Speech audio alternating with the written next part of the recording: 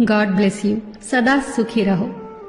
ये जो प्रणाम के उत्तर में हमारे मुंह से निकलते हैं ना, ये कोई साधारण शब्द नहीं है।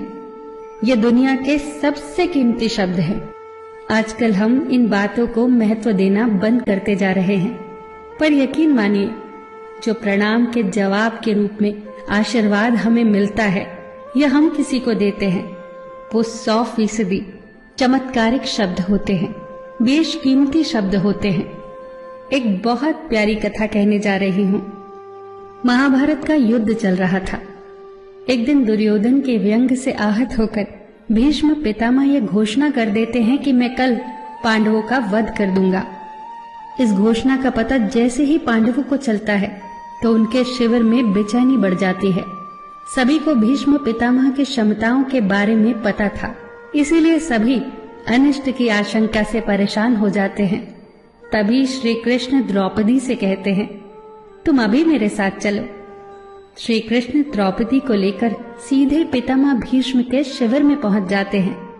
श्री कृष्ण स्वयं तो शिविर के बाहर खड़े हो जाते हैं, पर वो द्रौपदी से कहते हैं कि अंदर जाकर पितामह भीष्म को प्रणाम करो।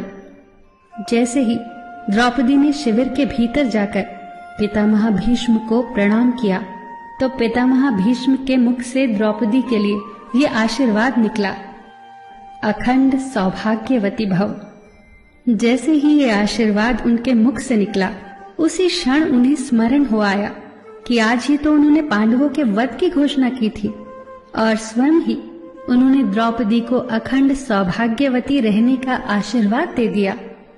फिर पितामह भीष्म ने द्रौपदी से पूछा, पुत्री, क्या तुम इतनी रात को यहाँ अकेली आई हो या तुम्हें यहाँ श्री कृष्ण लाए हैं?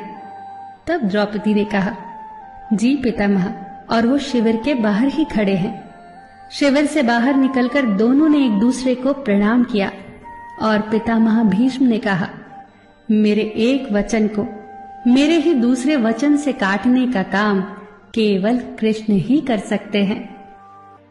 शिविर से वापस लौटते समय श्री कृष्ण ने द्रौपदी से कहा, तुम्हारे एक बार जाकर पितामह को प्रणाम करने से तुम्हारे पतियों को जीवन दान मिल गया है।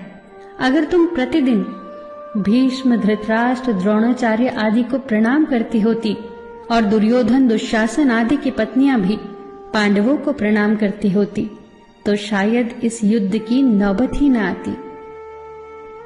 जो हर घर में कलह कलेश का वातावरण रहता है, वो कहीं न कहीं इस बात के मूल से जुड़ा है कि हम संस्कार भूलते जा रहे हैं।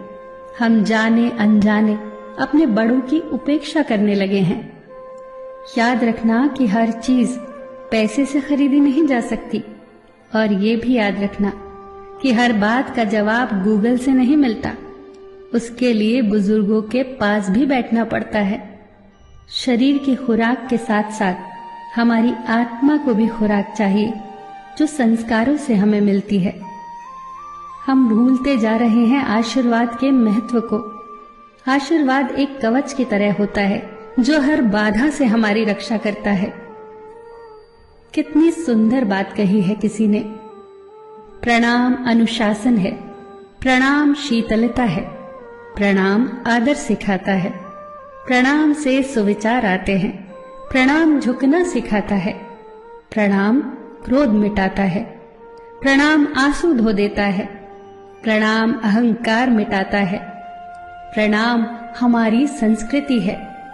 आप सभी को मेरा सादर प्रणाम।